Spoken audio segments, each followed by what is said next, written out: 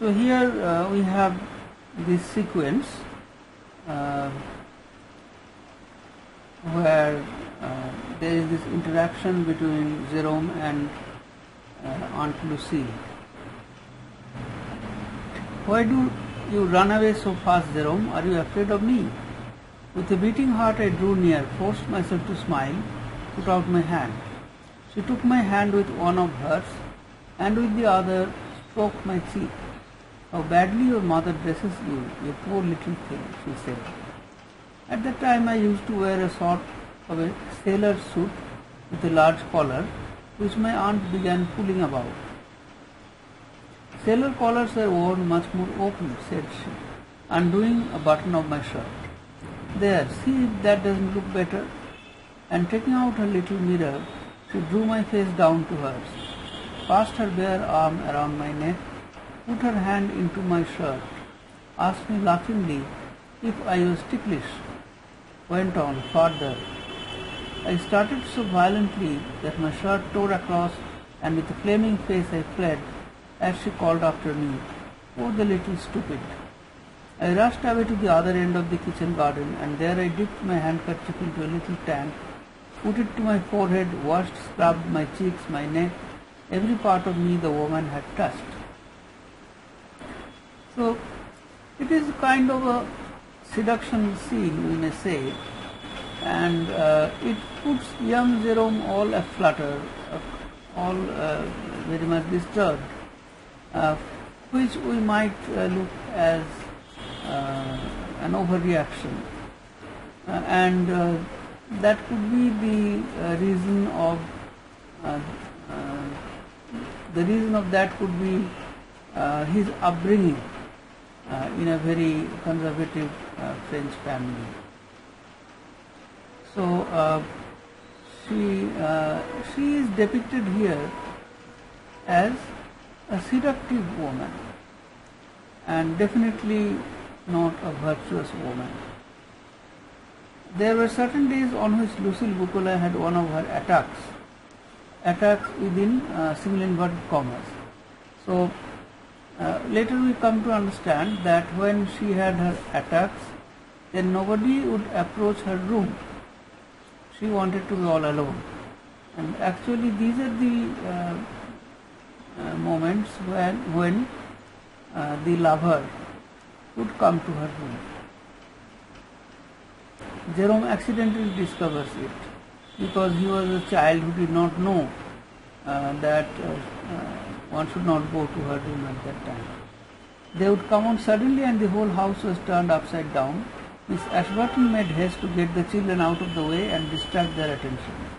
But it was impossible to stifle or to prevent their hearing the dreadful screams which came from the bedroom or the drawing room. My uncle lost his head. We heard him rushing along the passages, fetching towels and eau de cologne and ether. In the evening at table, where my aunt was not yet able to appear, he looked anxious and aged. Now his uncle, poor guy, he thought that his wife was really sick and became very anxious. But all this was a drama created by her in order to mislead the whole household. And this was realized by Jerome's mother and Miss Ashburton. But the rest of the household thought that she was sick, and particularly Jerome's uncle had no clue as to what was happening. When the attack was more or less over, Lucille Boucquelet used to send for her children, that is for Robert and Juliet, never for Alisa. So this is significant to see that she felt that Alisa disapproved of her. So she would ask for Robert and Juliet, and in fact that was her way of introducing them to her lover, the colonel, the lieutenant who will be in the room. But she never called Alisa because she knew that Alisa didn't approve of this, treachery or this betrayal of her father. My aunt's attacks made a great impression upon the servants. One evening when the attack had been particularly acute, and I was being kept in my mother's room, where what was going on in the drawing room was less noticeable. We heard the cook running along the passage calling out, "Sir, sir, come quick, my poor lady is dying." My uncle had gone up to Elisa's room. My mother went out to meet him on his way down. A quarter of an hour later I heard them talking below the windows of the room where I had remained, and my mother's voice reached me. "Do you know what I think, my dear? The whole thing is play acting." And she repeated the word several times over, emphasizing every syllable, play acting. So her mother could realize what was going on, but obviously Jerome's father had no idea. Then Jerome introduces Elisa. So far we have not yet been introduced to Elisa. The unhappy event which shattered our family life was preceded by a little incident which occurred a short time before the final catastrophe and turned the uncertain and complex feeling I had hitherto experienced for Lucille Bucquelin into pure hatred. But before relating this, I must first speak of my cousin. So, the incident that shattered their lives was Lucille running away with the lieutenant.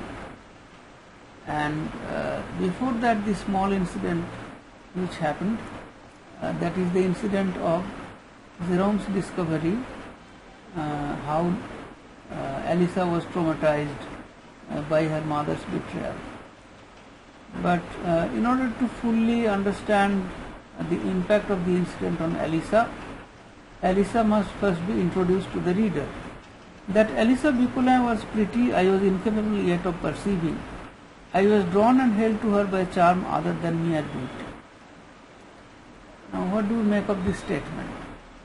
Jerome had no eye for beauty, or he did not yet develop any instinct or any aesthetic, appreciation of beauty, of female charms. But he was nevertheless attracted towards Elisa by some other charm. No doubt she was very like her mother, but the expression of her eyes was so different that it was not till later that I became aware of this likeness. I cannot describe faces. The features escape me, and even the color of the eyes. I can only recall the expression of her smile, a smile that was already almost sad, and the line of her eyebrows, which are so extraordinarily far from her eyes, raised above the eye in a great circle. What do you say of this description? This is actually a denial of description. Jerome says that I cannot remember faces, or I cannot describe faces. So how will he describe Elisa's face? And the thing that is most difficult to describe is somebody's smile. And Jerome says that is what I can remember, Elisa's smile. Therefore, we may be sure that the reader will be in complete darkness about Elisa's features here. And what we get through these lines is more a characterization of Jerome than Elisa. That is, Jerome was incapable of, appreciating beauty, female beauty. So, even though throughout the novel we see Elisa as frigid, cold, withdrawing and not responding to Jerome's love, but there is very much a question how sensitive Jerome was to female beauty or female attraction, female desire, because here we see that he cannot properly remember Elisa's face, and then he could not understand Juliet's ardent love for him. That is very difficult to miss for a young boy when a girl loves him. Therefore, was Jerome himself cold and frigid? That is a question. One point is clear that here Zid presents love very much idealized, and idealized, spiritualized, etherealized version of love, almost kind of what in common parlor is called platonic love. Right.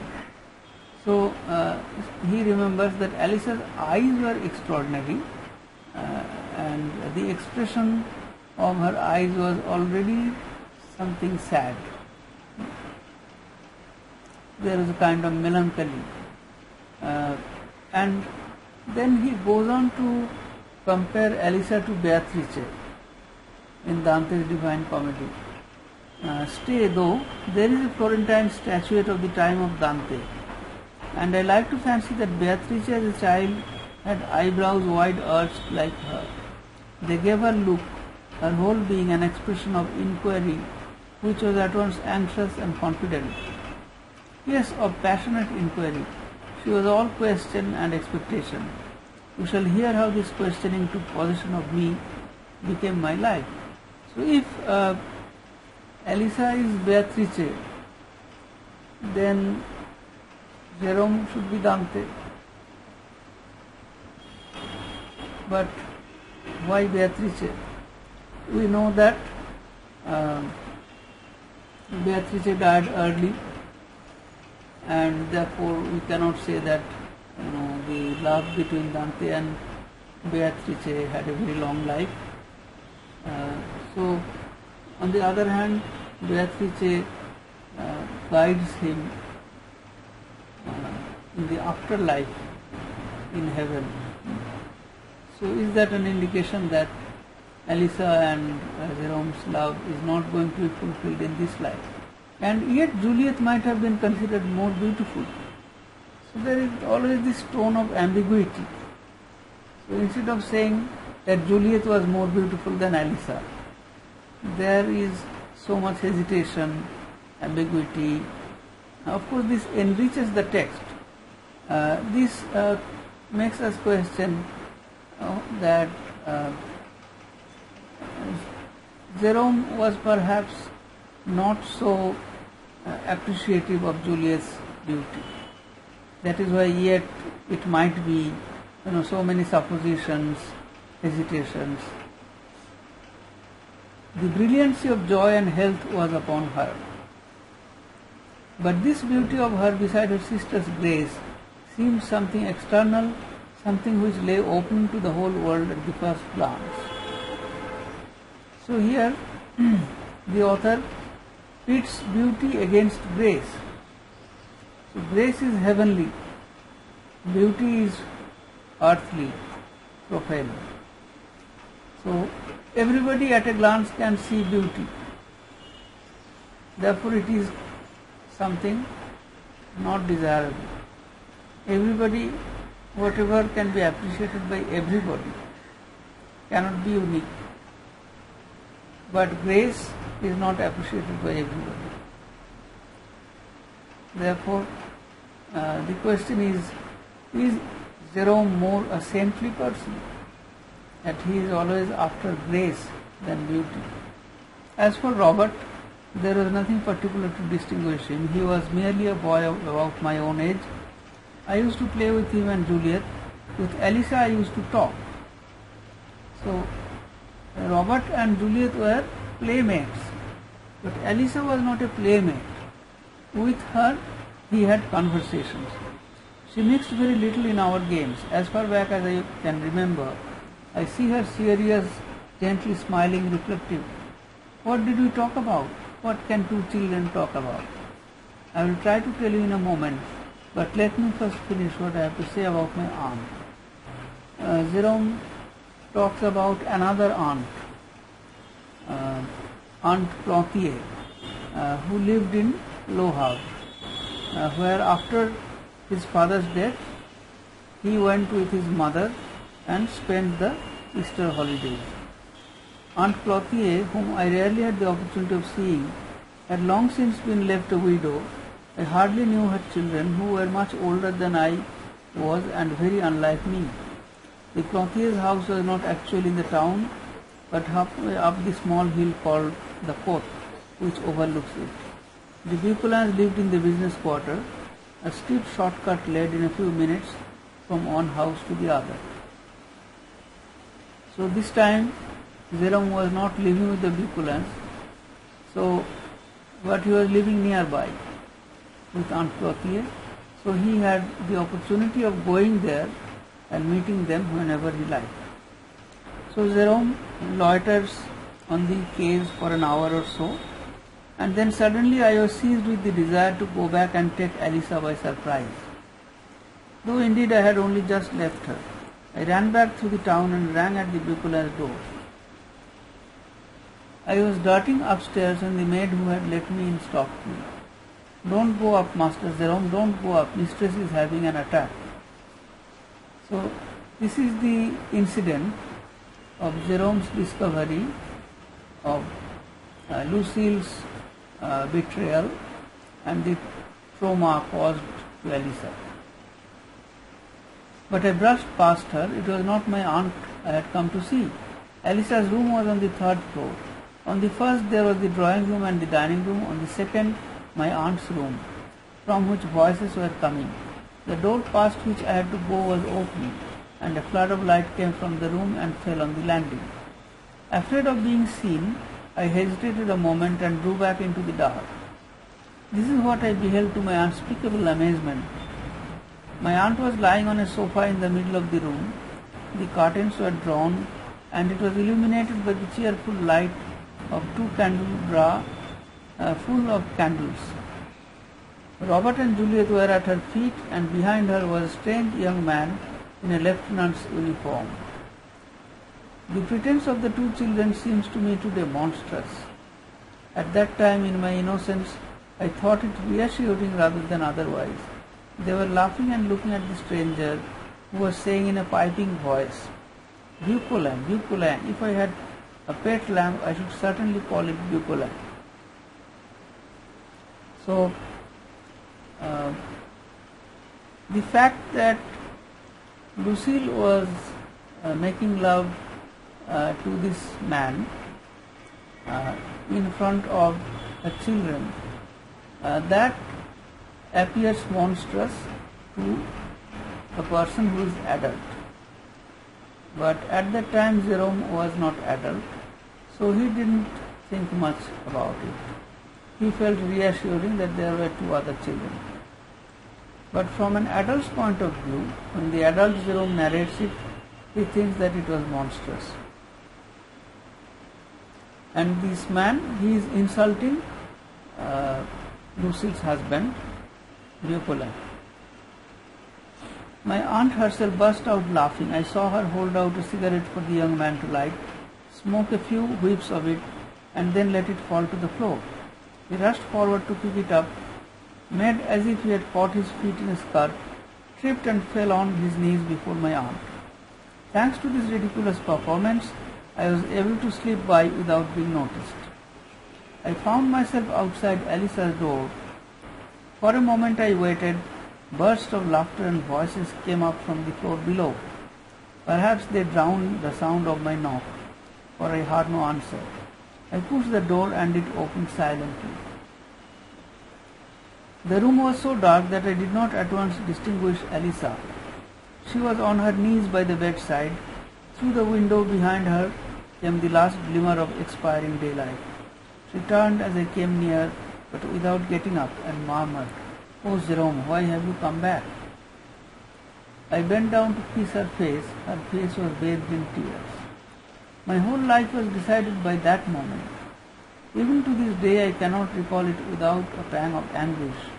Doubtless I understood very imperfectly the cause of Elisa's wretchedness, but I felt intensely that wretchedness was far too strong for her little quivering soul, for her fragile body shaken with sobs. So here we see Jerome discovers that Elisa was extremely stressed by this treachery of her mother, and Jerome felt pity for Elisa. Now pity is one thing and love is another, but It is taken for granted in this novel that Jerome and Alyssa loved each other. With that, pity is added here. And that is eloquently expressed, that is, Jerome's emotions at this moment are eloquently expressed by the author.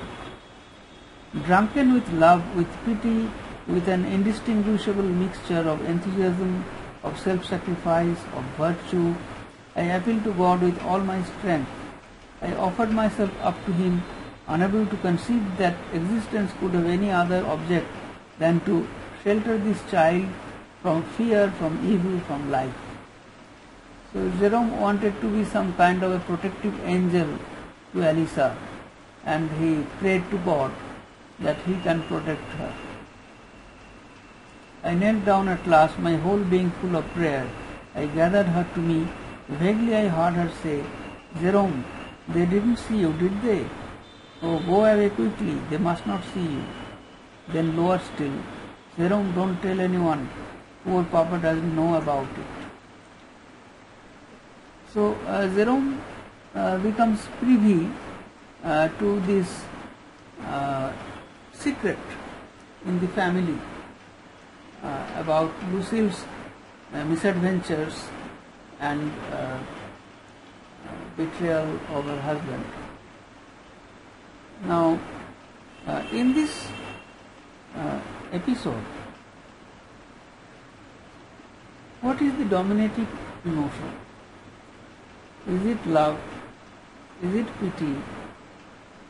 Is it prayer? Is it religiosity? As we see that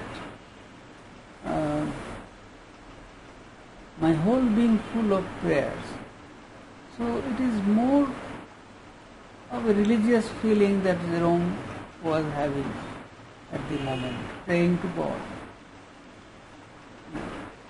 And not a sexual desire or any ardor of sexual emotion. Therefore, we may say that it is a kind of a platonic moment. The two characters, they are very intimate,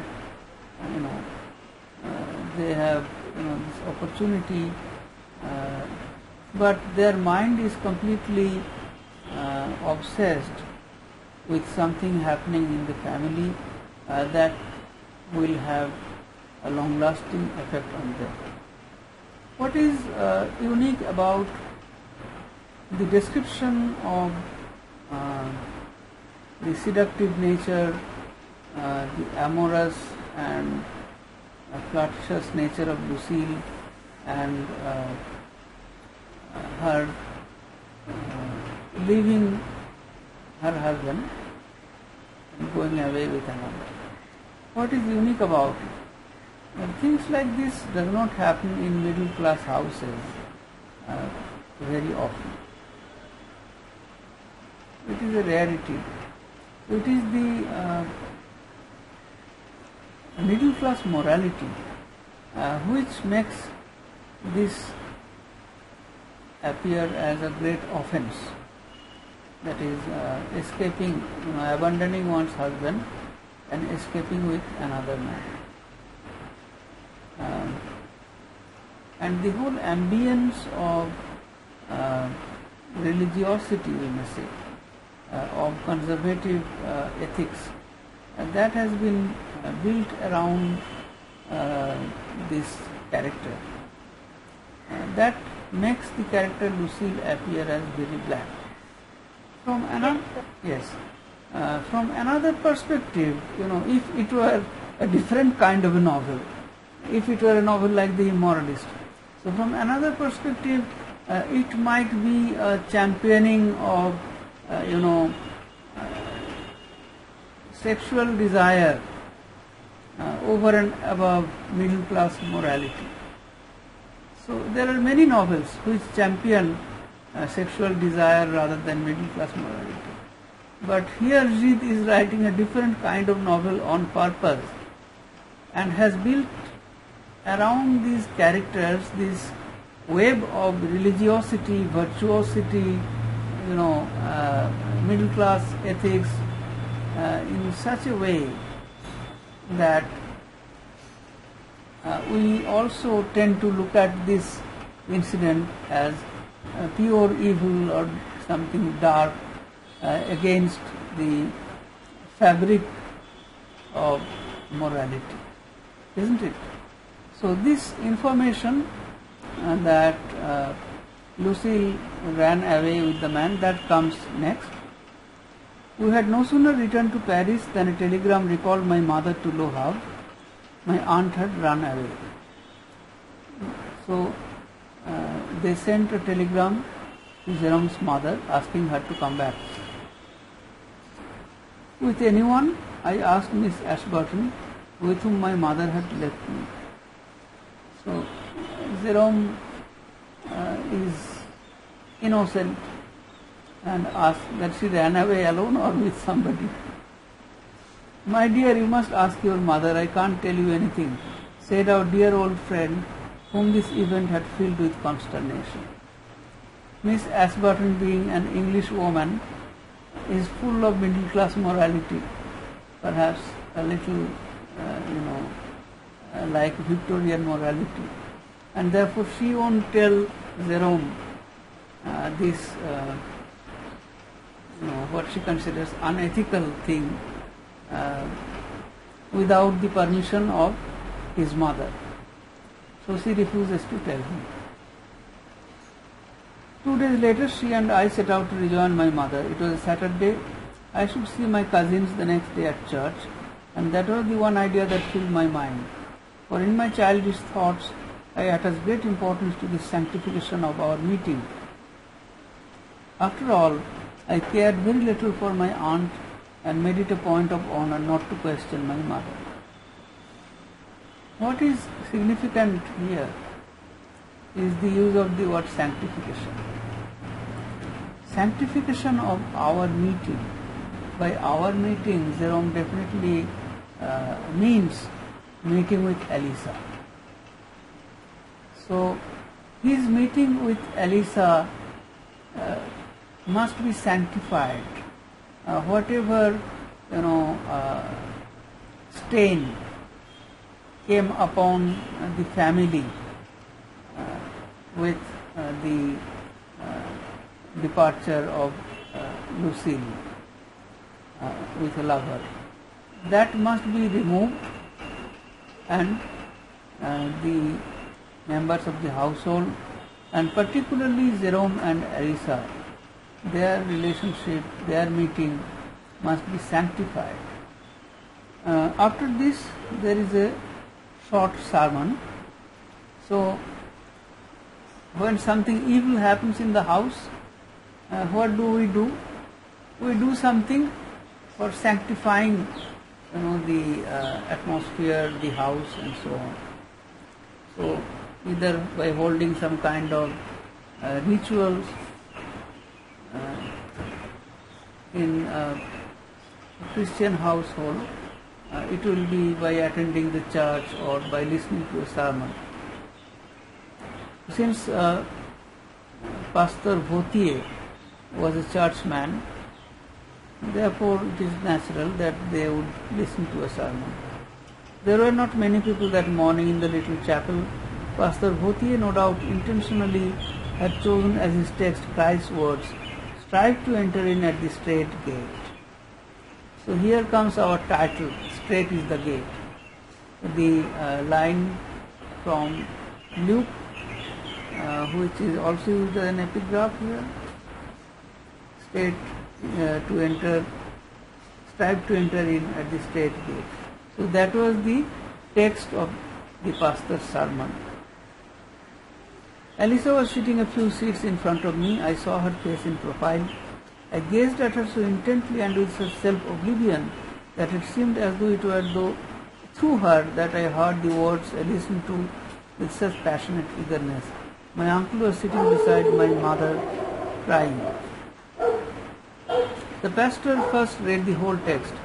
"Enter you in at the straight gate, for wide is the gate, and broad is the way that leadeth to destruction, and many there be which go in thereat.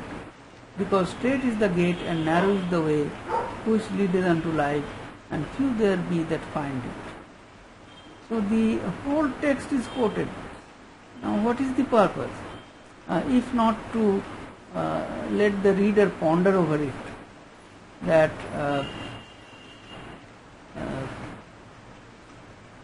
the gate that leads to life, that is narrow. So life here of course means life of regeneration, heavenly life, not this earthly life.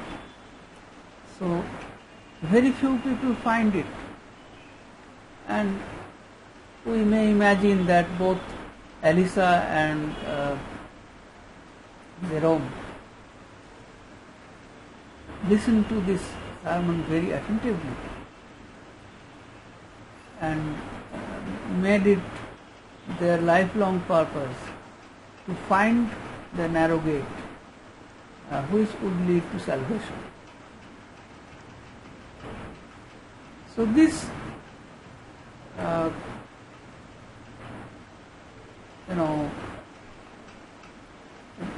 requirement of sanctification, the requirement of the plot to have a sermon for sanctification after Lucille's misadventure.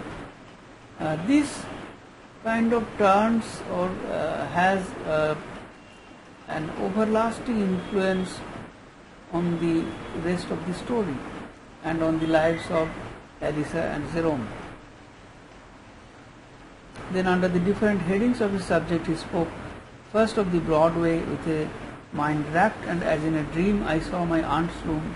I saw her lying on the sofa laughing. I saw the brilliant officer laughing too. And the very idea of laughter and of joy became an offense, and an outrage became as it were the hateful exaggeration of sin. So the broad way of life is the way of worldly life, and that life is full of laughter and full of joy. But that life must be avoided according to the Bible to find the heavenly life. Therefore, for Jerome, laughter and joy become anathema, and likewise for Elisa also.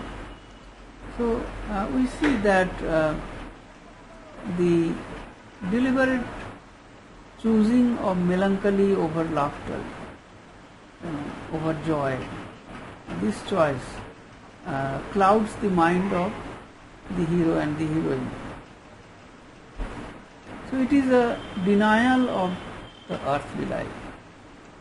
And many there be which go in thereat, went on the pastor. Then he painted, and I saw a gaily dressed, laughing multitude advancing in joyous troops, whom I felt I could not and would not join, because every step I took with them would lead me farther and farther from Elisa.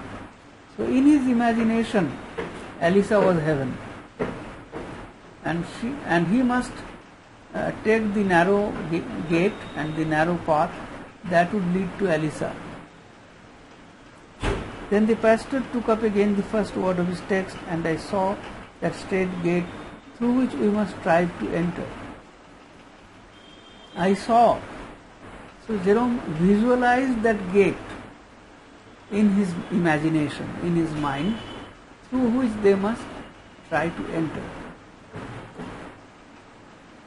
And this also makes the reader visualize this central symbolism of the novel. The pursuit for sanctification, the pursuit for salvation makes one go for a denial of a lot of things. So you enter by the narrow gate means that you omit so many things outside of it.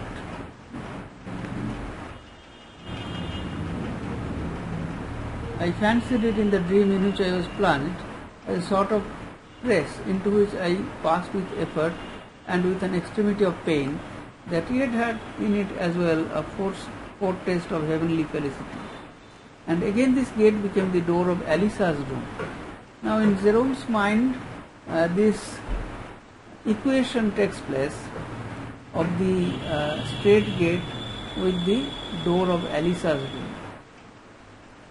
So he wants to enter Elisa's room, which for him is heaven.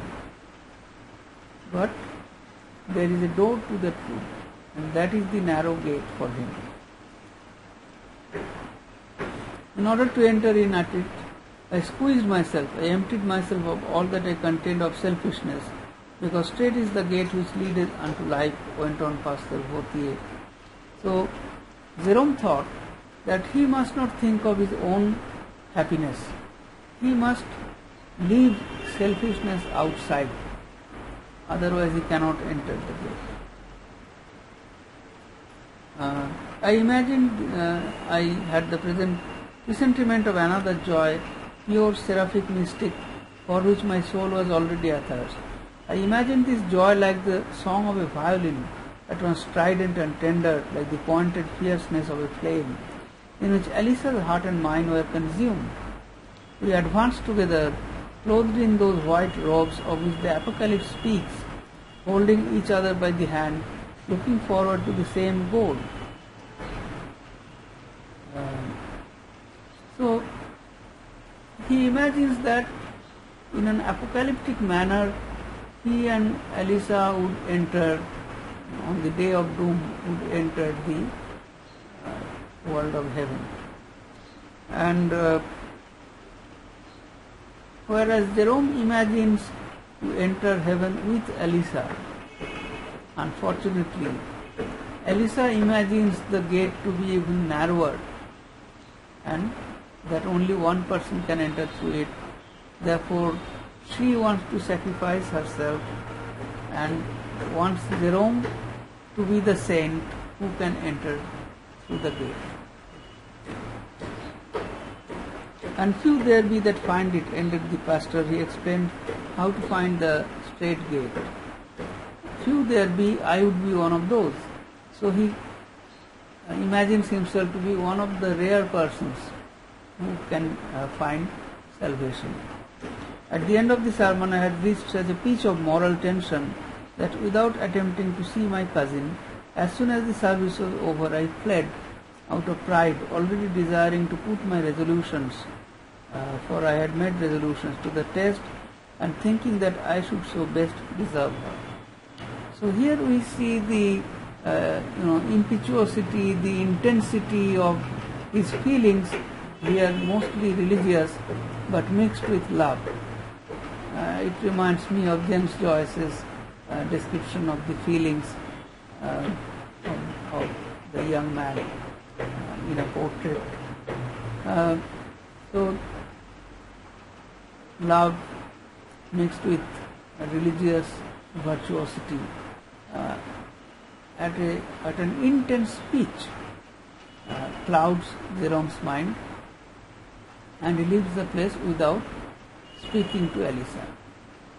So we may say that he was in some kind of a bubble and could not communicate with Elisa because of that at that moment. Alright, so it is almost time. Do you have any question?